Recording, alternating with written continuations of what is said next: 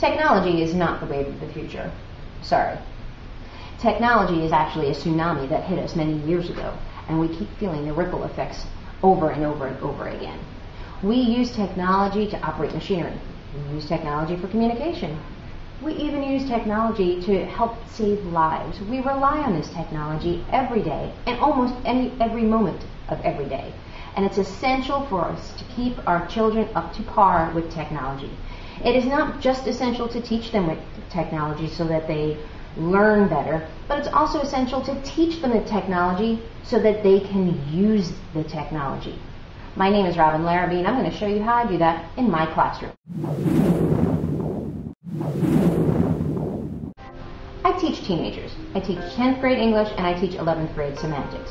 And I have been amazed over the few years that I have been teaching that they almost all possess this one skill, and they are so adept at this one particular skill that I figured I have to harness this skill. I'm sure you're probably wondering what I mean they have this skill, but have you ever watched how fast a teenager can text? These things work faster than the speed of light when it comes to a teenager. So why not use them? Harness the skill. Use these thumbs. So the best way I found to do that is with something called the Classroom Performance System, or CPS. When I give a test or I give a review, when any teacher gives a test or gives a review, what's one thing or two things that a student may need? This and a piece of paper. Kids see this and a piece of paper and they think, oh, not fun, more writing. So, again, back to our thumbs, why not give them this? This little keypad has letters and numbers on it, and when you use the CPS system, the kids watch the screen and they can either play a game show type of review, or they can have a traditional paper test and they can use their own pace and answer the questions by electronically submitting their answers. So let me give you a quick look at how we use this for a review in one of my classes.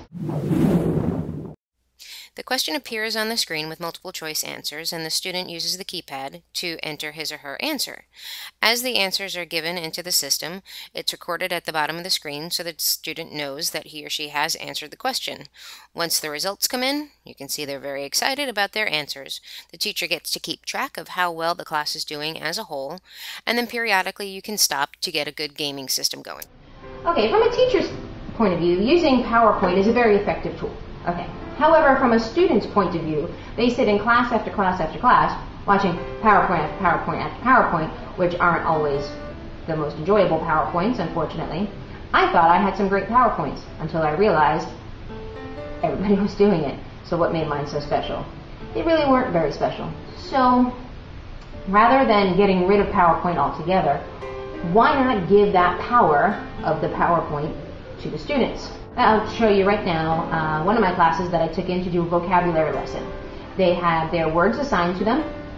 They needed to use the word in a sentence and, of course, define the word, but they also had to integrate a picture, an animation, and some kind of a sound that is associated with that word.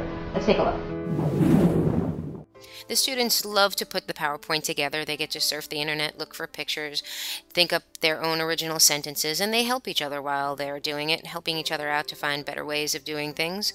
They also help with the music, and they are very proud of themselves at the end. Something recent that I've come across to add to my toolbox is something called Photo Story. Photo Story is an incredible way of integrating both narration, music, and photo. My students did it as a precursor to their Holocaust unit, and they all had the same questions to answer, and they were able to put together these projects that not only did they love putting together, but they were actually able to sit there and watch each other's and still stay involved and still embrace what was being presented because everybody had their own personal touch. Let me show you some of the products that I have. Extermination and labor camps were the two types of camps Nazis used. Death camps were used as a way to exterminate the large quantities of humans brought to the camps. These camps used gas chambers fueled by the poison Zyklon B to exterminate a large number of human beings in a short amount of time.